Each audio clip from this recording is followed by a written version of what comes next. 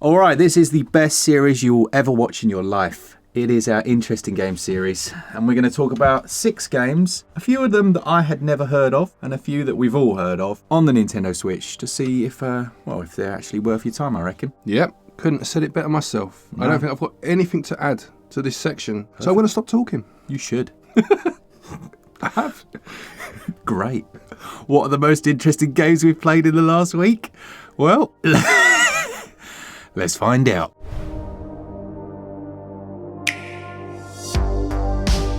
Let's start off then, because I think it will make for a nice little chin wag. I've been working on the next all patched up episode, and I've been playing Life is Strange 1 on the Switch. Okay, right. The Arcadia Bay collection. Arcadia Bay being the town that Life is Strange is set in. Now, this launched in such a sorry state. Can I just clarify before you go on? No, you can't. Well, I'm going to. On, please. So the Arcadia Bay collection is obviously Life is Strange 1, but what else does it include? There was a sequel DLC. Oh, right. So there was a piece of DLC that kind of continued the story, I believe, from a different perspective. Right. I know from a different perspective. I don't want to spoil it. Yeah. But yeah, that's what that is. As well. Fair enough. Yeah, so it's a bit more content. Now, yeah, as I say, it launched in terrible state. That's not what this is about. I want to talk about Life is Strange in general. Yeah. So the series, they obviously always have this kind of supernatural power. Yes. There's always something that the character has, wherever they can like read minds or warp time. And I have to say, I do think that the time mechanic, I really liked that. I don't know if you've played this one. I know you said you played a little bit. I've played the first one, the one you're talking about, all the way through to completion on the PS4, and I've only really seen snippets of anything that came after that. Yeah. So this is the one that I have the most to say about, yeah. So at the start of the game, I think it's not a spoiler to say, you're in the classroom and they're asking different questions and things, and you don't know the answer. And then this like real snotty girl's like, oh, you know, he was the 15th, blah, blah, blah, blah, blah. And then you rewind time and give that answer and it pees her right off. I mean, how many times didn't you wanted to do that when you were in school? Oh, yeah. In so many different contexts. Yeah. It would have been great, wouldn't it? It would be absolutely amazing. So I do like that. I do enjoy it. Obviously, it all goes a bit awry very quickly in this game. It's like someone tries to commit a murder in a bathroom or something, don't they? Yeah. So this was the part, I remember playing this with the wife, and when this first bit happened, as you mentioned, you're in the toilets, the bathroom, whatever you want to call it, at the school, and then someone runs in, and I think you're in a cubicle and you witness a murder, don't you? I was like, wow, this is good. Like, I'm enjoying this. I don't know where this is going to go. Then the time mechanic introduces itself, or if it hadn't already, I can't remember. No, you're right, it hadn't at that moment. So it introduces something with a butterfly, isn't it? And I was like, okay, this is interesting. Yeah, I'm intrigued to see where this goes. Obviously jumping hours forward now into the game, I did feel that it kind of, I don't know, it ran out of ideas, or it went too grandiose for my taste, my personal taste, by the end of the story. And I find this is not exclusive to this game. Movies, a lot of things do this, but for that one moment, I was like, wow, this could be cracking, Yeah, I do tend to agree. I think that's almost why the Arcadia Bay extra content was released. I'm the same. When I got to the end, endings are important, but they're also the hardest thing. Oh, to land properly. To land in any media, it's a difficult thing to do. And here they're going for such a Donnie Darko thing that they almost hit you with the Donnie Darko. No spoilers, but it feels like I'm watching that film at the end. And yeah, I agree. It does. It goes grandiose, but almost like a storm in a teacup. Yeah, it does. Yeah, you're right. In terms of the idea, it's grandiose. In terms of the execution, it's not. No. And I preferred it staying small and contained. And again, there may well be spoilers. It depends how you interpret what we're saying. But just be aware, you can't always stop yourself from saying things in a conversation. No. But with that initial small town, enclosed setting in terms of being in a school, witnessing a murder, where could this go? This new power's introduced. That's interesting. That's going to change things up completely. Is it going to be like a murder mystery? And it becomes this save the world. Do you remember Heroes? Yeah. Save the cheerleader, save the world. Yeah. It became like that, didn't it? And I felt it became like that too late in the game for it to make sense. Yeah, I think for me, I'm thinking about it as you're talking, the best part for me in this series, across the whole board, even the new ones, there's the colours one, I forget the name of it, the full name, but it's the little normal, in air quotes, interactions between characters, just like the shopkeeper and you're chatting about something, and your old mate and you're chatting about your past. Those are the bits that I think like the most, the little nuanced conversations, rather than the end of the world cataclysmic event. Yeah. Then it just becomes a bit too generic for me. And I think actually, funny enough, talking about Heroes, which is a series that did this in spades, it set things up tremendously to then just fumble it at the end. Yeah. I think they almost needed a moment early in this game of that kind of mantra of save the cheerleader, save the world. If you're going to do it, if you're going to go that far in the end, you need someone early on to make it clear this is big. Like this is more than just us. Even if it's a quick line, which makes you think, what's that about? And then they move on. It needed to be drip fed in a bit earlier, Yeah, I reckon they should do it the other way around, I reckon they should have like the climax at the start, and then it's like the nothingness that follows is where the story takes place. Yeah. I just think that might be an interesting setup for a game in general. I don't know if another game's done that before.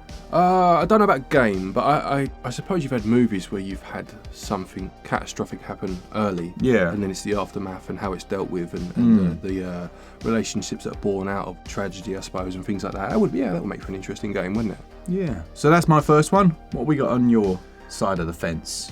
Well, mine, kind of keeping the theme of story-based games, I've finally played a bit of Disco Elysium. Oh, yeah. So this is a game that Mark mentions, a fair bit, and it's one of his favourite games. And I was around yours, actually, the other week, whenever it was, and we were struggling to find a co-op game to play, weren't we? Yeah. So you put that on and said, I just threw the controller at me, said, have a go on that and see how you get on with it. And obviously, I've got nothing to compare it to because that's the only time I've played it. But you were commenting as I was playing, that that was different from when I played, and that decision you've made has definitely made a difference there, etc., etc. So obviously, you'll have more to say about this in terms of I can only go on what I've seen so far. But the story so far is there's this detective wakes up, like he's obviously had a bad night, he's drunk, hungover, what have you. Yeah. And he goes to a murder case that next morning, doesn't he? And he's naked. You forgot that part. He's naked. He's got no memories of the previous day. Goes to work the next day, has to solve this murder. But the difference here is that as you wake up, you almost have like your subconscious talking to you as you go along. And I'm like I say, I must have played 2 hours max, so not enough to know any more really. But I just thought it'd be interesting for you again to try and avoid spoilers, but just to talk about the differences the decisions make and how it does affect the game.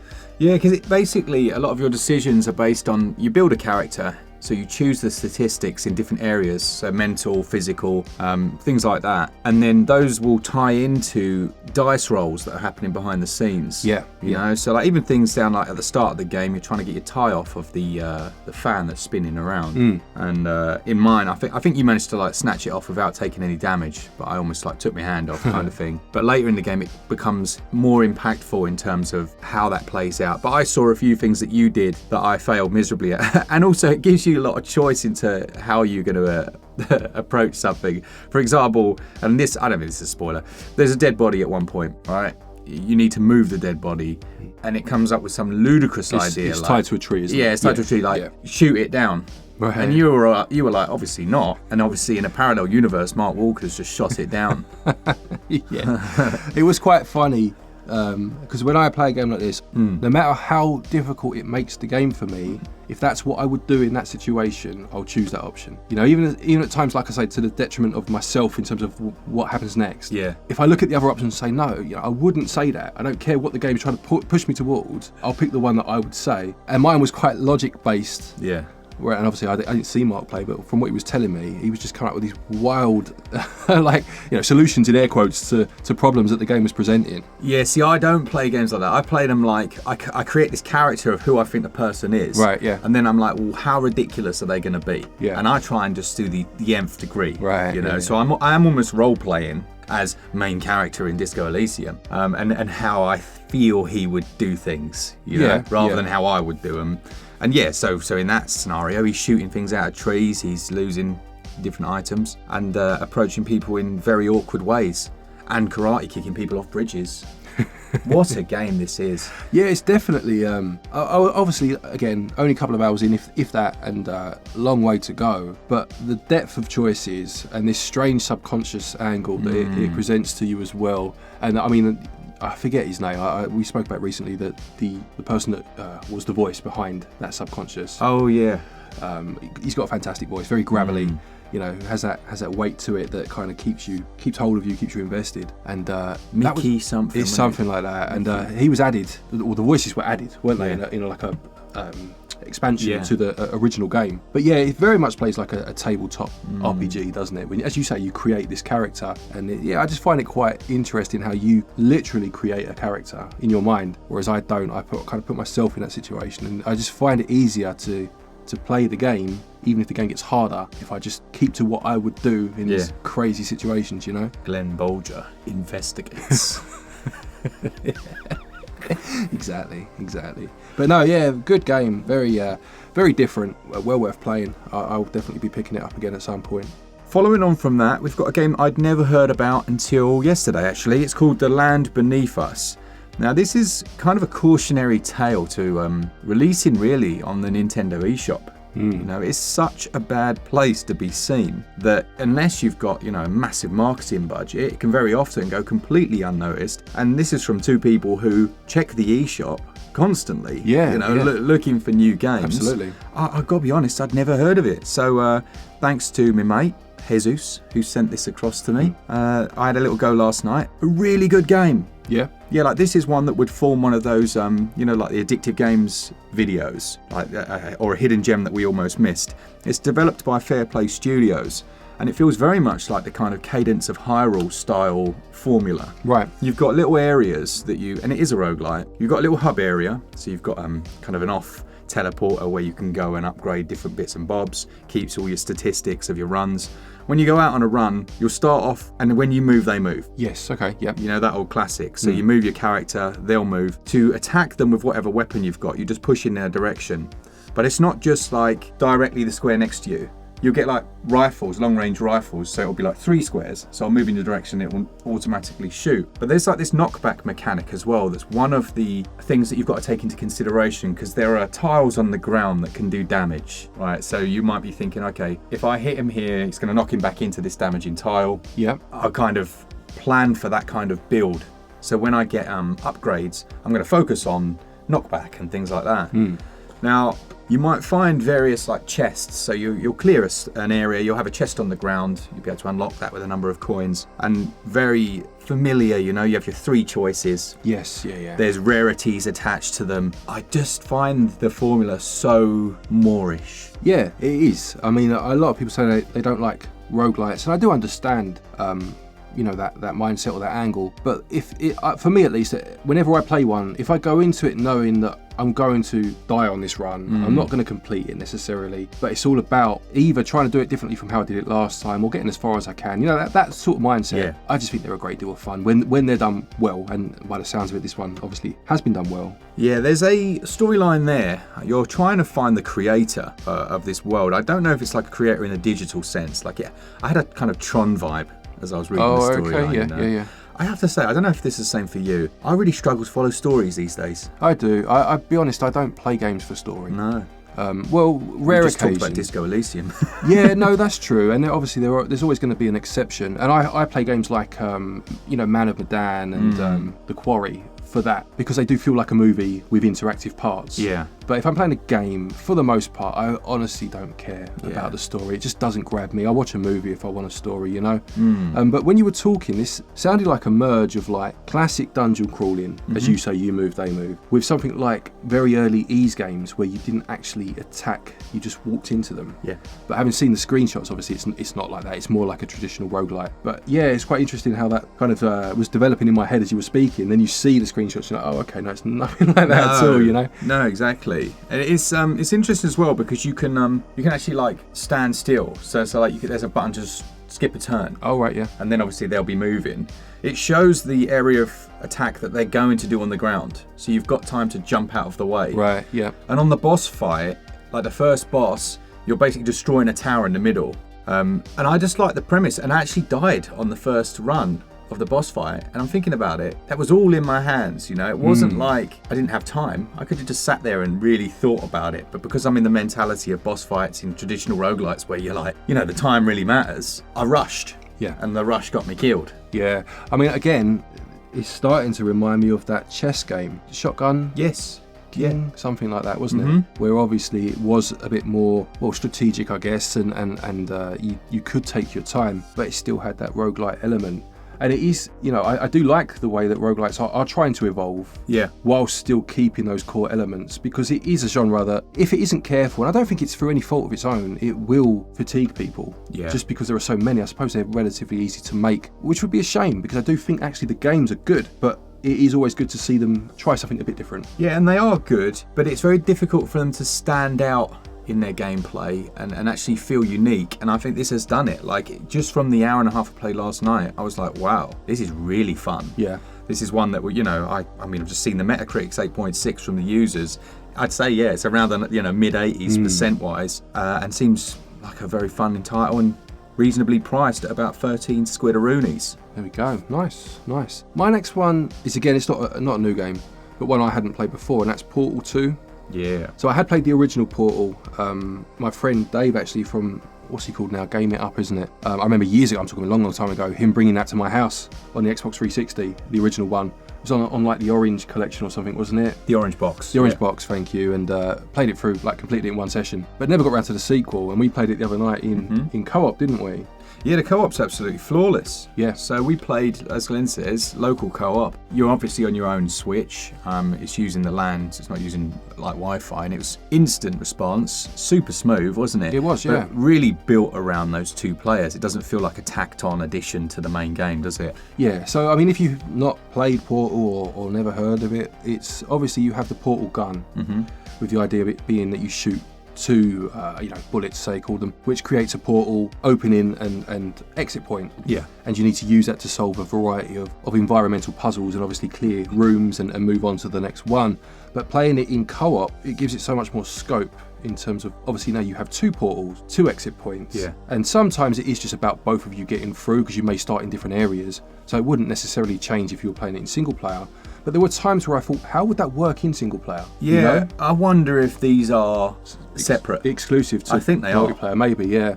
Because there just seemed times where it was so intricate and you needed to work together in terms of setting yourselves up to be able to travel faster by having one of you create almost like a drop point, and the other to fall into a second portal and then shoot across at an angle, 45-degree angle to get that distance. So yeah, maybe they are exclusive to co-op. Yeah, I think they are, because the main game is like a story curated as well, right? So you've got you has that train ride at the start and you crash into the side of the building. Right. Yeah, so that has a story attached to it. So it's quite amazing, really. They've almost built two games. Well, yeah, when you put it like that, I guess they have, haven't they? And not that we heard it much because we had the volume turned down, but Stephen Merchant is one of the robots, isn't he? Yeah. Which I remember happening at the time, and there being a bit of buzz about, certainly in England at least anyway. Oh, yeah. But no, just very pleasantly surprised. Now, like I said, I had played the first one, so I knew what to expect. And maybe if I'd have played the story mode of the second one, I wouldn't have been as enamoured. Yeah. But playing it in that co-op, it was great. Really, very enjoyable. Yeah, it does that thing very well where you think you're a lot smarter than you are. And I mean you in the royal you know? Yeah. No, I agree with you, for sure. And then you get kind of slapped about a bit and have to rethink your strategy. But I think I'm right in saying that on the Switch at least, you get Portal 1 and 2 together as a collection. The companion collection. That's it, yeah. So I mean, I don't know how much it is or how often it goes on sale, but such a solid game. Yeah, absolutely. It's only 13 quid by default and usually goes on sale down to about a £5, so worth keeping in your wish list. Yeah, I'd say.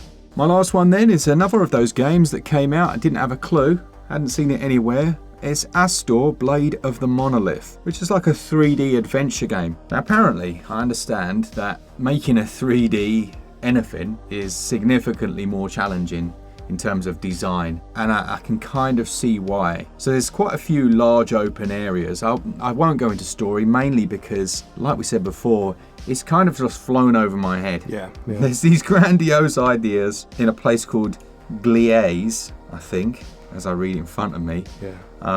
Like an ancient race. Yeah, I mean, I remember seeing it for the upcoming video that you'll see on Saturday, obviously after this has gone out.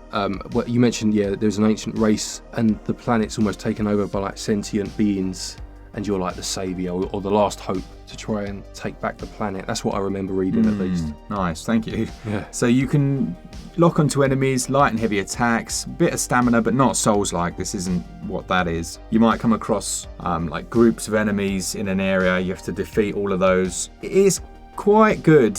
I mean, I'm quite early enough, maybe play 2 or 3 hours because I was going to review this one. I'm trying to be nice here. I'm trying to say this in a nice way. I know I very often don't, and I just say really blunt. I think there's some unavoidable jankiness in there. Okay. You know, like some of the animations don't feel quite right. Some of the combat is not quite as gratifying as I would have liked. But it seems quite good. Now, what I don't know at this stage is what does it do to set itself apart from many games that have done similar things and maybe with a little more polish. The reason I said about the 3D thing is because it does present you with some very large open areas, but it does the thing that I hate. Now, I would much rather have a cliff that marks the edge of my play area than just nothing. As in like an invisible wall? As in an invisible wall. Yeah, I get that they've been a thing for years, but when I'm just running, I'm like, oh wow, that looks interesting. Sprinting across, my nose, like Truman style, hits the edge of the world. I'm like, come on, man. My immersion is just gone. And that is a thing here. So, I mean, like I say, the budget's a bit smaller, but I still think there's things you can do. Yeah. You know, stick a void there. Well, as you say, just be clever in terms of how the facades that you create to hide the walls almost. Or just put a bloody wall there. Put a wall there. Don't make it invisible, I suppose. I'm happy to have a wall, but so far, as I say, the story does seem interesting if I could actually get myself to really focus on it. Yeah. What I will say is there are a few like puzzle sections, you know, where it feels a bit more like almost like old school Zelda, and there are a couple of good ones in there. Yeah. So as I say, very early in the game so far, little side quests and bits and bobs. It's certainly ambitious. Whether or not it's gonna, you know, hit heights of I think what it's trying to go for, it remains to be seen. It would be one to get, you know, maybe a mini review down the line out for, I'd say.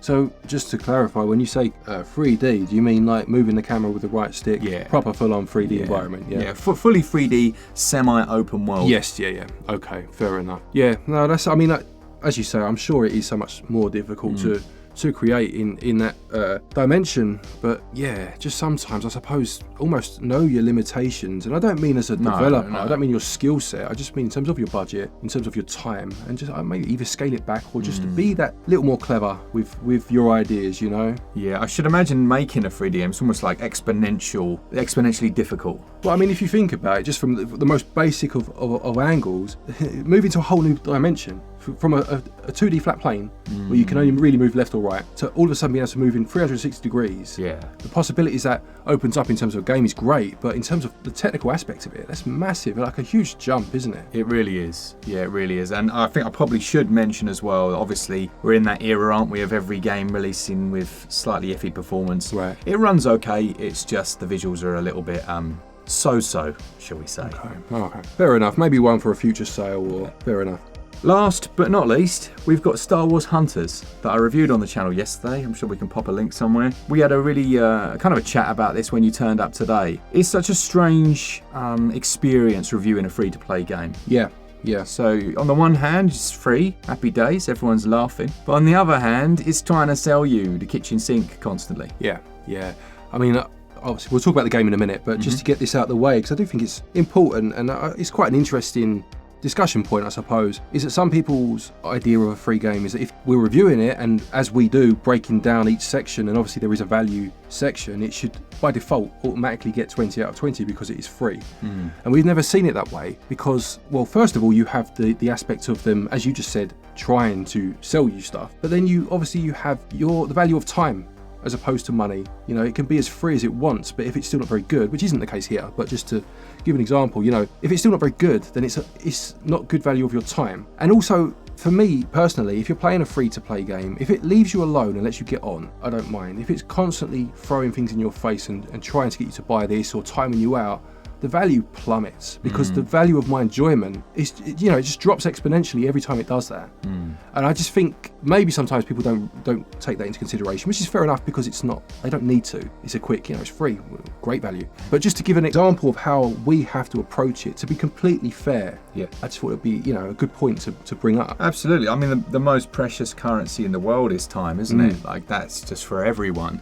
And it is difficult to balance this whole free-to-play thing because there is just a general dislike, I think it's fair to say, of the free-to-play model from most console gamers. Yes. You know, if you're a console gamer that's used to paying for an experience and then all of a sudden you've got this like $19.99 pops up on the screen, you know, why don't you buy this new pair of pants? I'm like, no, I'm all right, thanks. Yeah. I'll keep the pants I've got. These fit nicely. I've been wearing these for weeks. Quite literally. Yeah.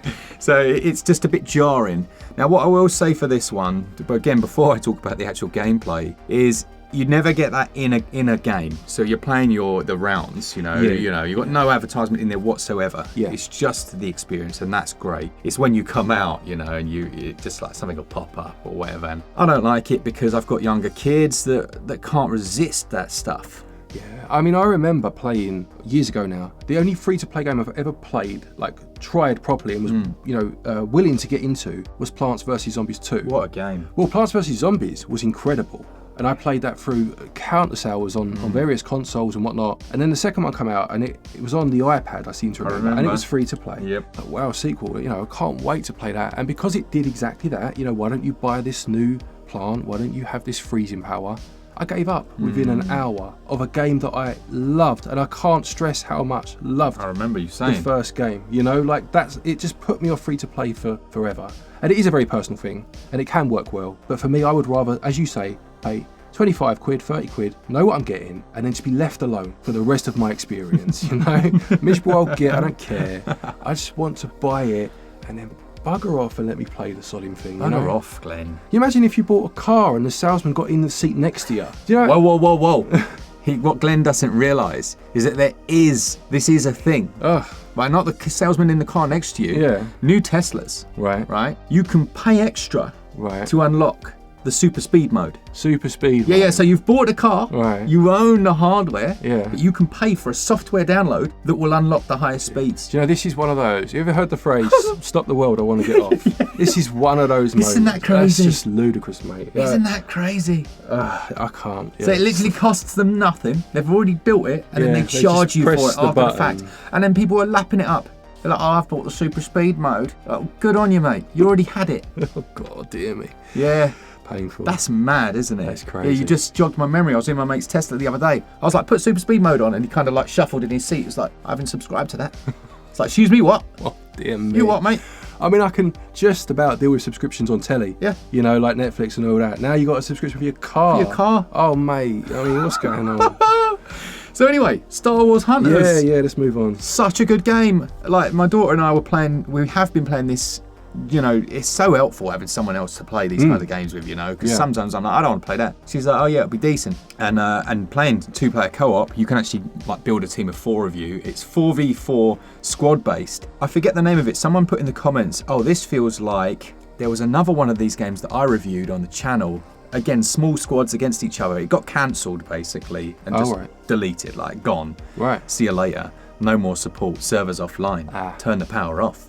Turn it on. This one feels like it has some of that DNA to it. And I mean that in a really good way. Now, you can only choose one of each class. So you can only have one Wookiee. Can't have 4 of them. You know? You let them win, that's the problem, isn't it? Yeah, it'd be too many. But what I love is the balancing of each class, I have to say, is very, very good. So you can have a little sad medic with a pistol, could beat a Wookiee if it's a good player. So you would put down your little healing station, shoot, take some damage back into your healing station. Oh, okay. You know, your health's going up, that Wookiee's like, oh, flipping heck. Yeah. They're not dead yet. And you know, there were many a time where I was able to defeat supposedly harder class through skill. Nice. I've heard a few people say, you know, they wish there was like dodge rolling and stuff. I personally don't agree with that at all. Every class has its own pros and cons. Yeah. One's very swift, can dodge out the way. The other one, the Mandalorian-y fella, whatever he is, he can like fly around and get his flamethrower out and just annihilate everyone. But then there's a negative trait. And then there's yet another one who uses that little grappling hook. Right. So you're really quite squishy, but you can press that button whenever you want and just woo! Nice. You know, they're just in safety and suddenly sniping you from up high. Yeah. like balance-wise, they have nailed this. Yeah, and I suppose as you say, adding a roll, it would just destroy that balancing, wouldn't it? It would, because you use in these types of games, it's all about your spatial awareness. You need to be thinking, I see that person leave there. I've learnt this map well enough that I'm going to go round and catch him on the on the drop, flank him or whatever. Yeah. Exactly. So it's all about using the environment rather than using a dodge roll or something like that. I see. You know? Yeah. What I will say in this game's defense as well is it's super generous. This isn't like, you don't feel like a free-to-play game until it sticks the advert in your face between rounds. Okay. You're unlocking new characters, you're unlocking like new experience. Every character you use levels up. So as you use, I don't know, I like the Sentinel, he was amazing. He has this big old like minigun. As you use him, he levels up, his shield gets stronger, his gun gets stronger. So in that regard, you could, if you were able to, just ignore all the free stuff completely and enjoy the game for what it is. It's just an annoying model. I think it's fair to say that obviously in a review we would mention that it's free to play, and if it affects the gameplay in any way, it would be brought up. This is not a review. This video, this series, is the most subjective series we make on the channel. This is where we've done the review and it's like, right, exhale. Now I want to talk about the free to play model because I've just played this game and that's on my mind. Do you know what I mean? And we're not necessarily talking about the Star Wars gaming or specifically with that part of the chat we just had. It's just an interesting topic point that comes out of this game, you know?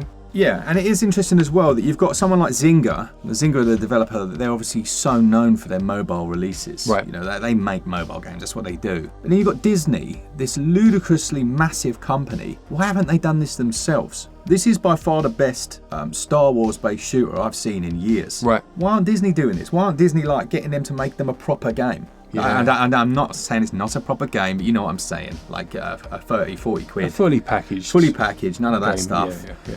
And it does harken back to, you know, they're all trying to be, Disney are very forward thinking. Is this the model you want for your franchises? You know what I mean? Is this what you want? Why aren't, if you're so surely you're, you know, it's all about the kids and all that, protect the kids. I just, again, going back to the free to play elements, I just don't know if that's the best direction. Yeah, I mean, I don't know if, without having a pop at Disney, I don't love them, I don't really care. You don't care, 100% don't care. But I don't know if they are all about the kids as much as they could once say, because you go on Disney Plus, you got Predator and The Omen on there. Good Do you know film. what I mean? Oh, both great films. But, you know, I'm saying is that that once, like, very much child-centric idea of Disney and Mickey Mouse giving it large and all that, it's kind of changed over the years, you know? Wait, Mickey, stop giving it large. Behave yourself, will you? Why'd your neck in? Has he got a neck? Yeah, he's got a neck. Has he? Yeah. Man, I can't picture it. Bit too much neck, if you ask me. Yeah? Giving it all the big and all the time. All that in his big shoes. Clown. Love Mickey Mouse, he's all right. Yeah, he's great. Only joking, mate, you're all right. Weird. That was a Mickey Mouse noise. It's good, I liked Thanks. it. So that's it, that's our 6 games. Do feel free to let us know your views on anything we've spoken about, be it story in games. Oh, I'm sure they will. I'm sure they will. Free to play, anything. Stick it all in the comments below. Yeah, in my review of the Star Wars game, I have put my my username at the top because it's hard to find good groups to play with in this game. Okay. I didn't mention it, but there's no voice chat, which is a real pain. Ah. So finding like good people to play with is part and parcel of the experience. So add me, basically, is what I'm saying. Good stuff. Don't forget, if you're looking for eShop credit to pick any of these games up, you won't need it for Star Wars Hunters. You won't. You might. Who knows? You should see my outfit. Oh, well, there we go, see? You should see it. You can get your eShop cards over at switchup.gg. You get yourself 5% back in cash back if you do. And there's other links down there to various stores, Joycons, PlayAsia, etc., with some discount codes. Anything that you do use does help the channel out, so thank you very much. And a quick thank you to our patrons and our channel members for your continued support. Take care, and until next time, happy gaming.